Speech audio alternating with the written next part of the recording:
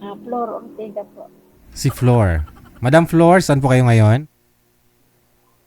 Sabi nga, Binangonan po. Mahina po ang boses mo, parang nasa kabilang barangay ka. Try mo po kaya bunutin mo, wag mong ipasok. Bunutin mo. Ayan na. Nabunot na. Opo. Narinig mo ako? Opo, DJ. Siyempre sumasagot. Oo, narinig, no? Saan ho kayo ngayon? Binangonan po. Binangonan, Rizal. Ilang taon na ho kayo, ma'am?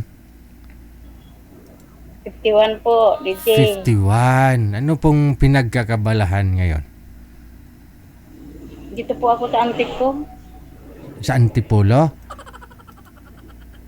Dito po sa ng antik ko. Ante. Binangonan. Sa ante mo? Ano hong ginagawa po ninyo sa ante mo? Sa sambahay. Dyan po pala kayo na pumapasok, no? Kasambahay.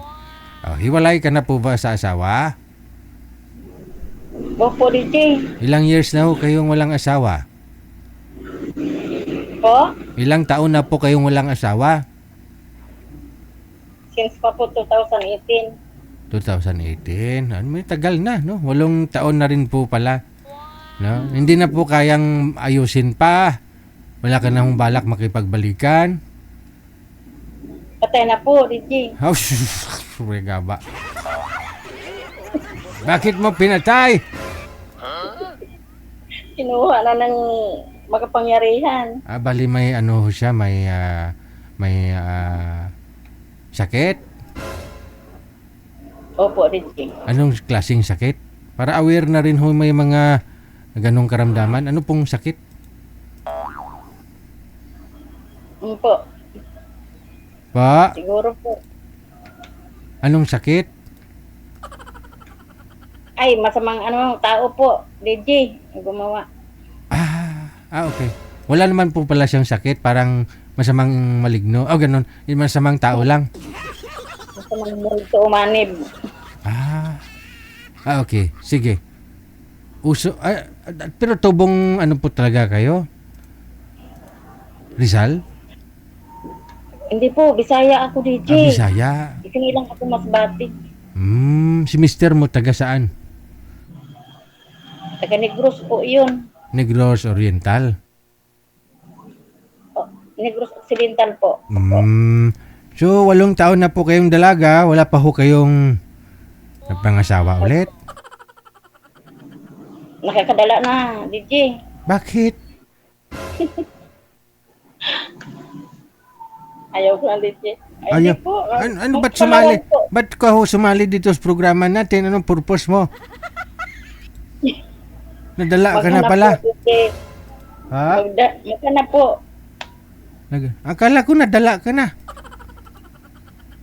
Huwag naman po kunin ulit. Para hindi madala. Ano po ba talaga nangyari sa asawa mo? Anong kinamatay? Inano daw po yun ng tao, DJ. Kinulam. Okay. Tapos ano po nangyari kay mister mo? Ayun po, nagpaalam na po. Namaga yung anong namaga sa kanya? Dibdib po, tuwing Martes at Biyernes. Sumasakit ang dibdib? Para daw po tinutusok ng kutsilyo. Ha?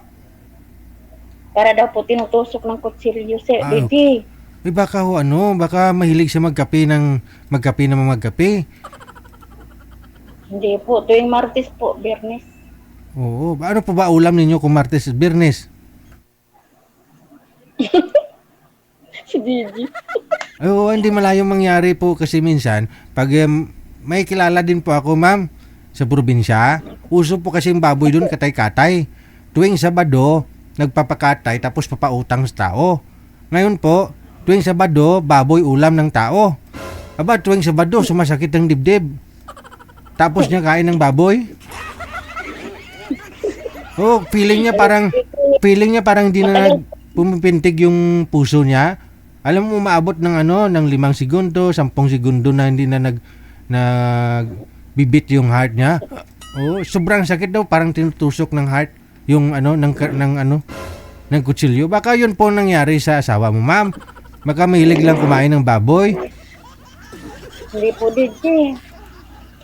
Alam na po namin. Oh.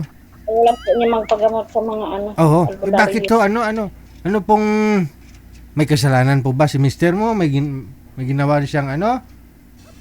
Siguro po, hindi ko po alam. Ah, Kasi yun lang. nag-abroad po yung 2 years sa DJ, Saudi. Nag-abroad siya sa Saudi? Ah, okay. Yun lang. Balikan dito. Di po natin alam yung ano eh. Di po natin alam buong kwento, no? Sige, kwento mo na lang sa pagong. Di joke lang ha. DJ. Kwento mo lang sa pagong. Hindi. Madam, siya ganda mo yan. Di ka pa nagka-boyfriend talaga? Promise? Nag-try kaso lang po Te, sabit. may asawa? Siguraduhin mo kasi. Hindi po, wala naman po. Kaso lang may, huwag na lang po, DJ. Oh, iyak ka na naman. Hindi bagay sa'yo ang umiyak. Tatawa talaga ako pag umiyak ka. Smile lang. Smile lang ah. O sige ho. Baba niyo po muna ang tawag ha.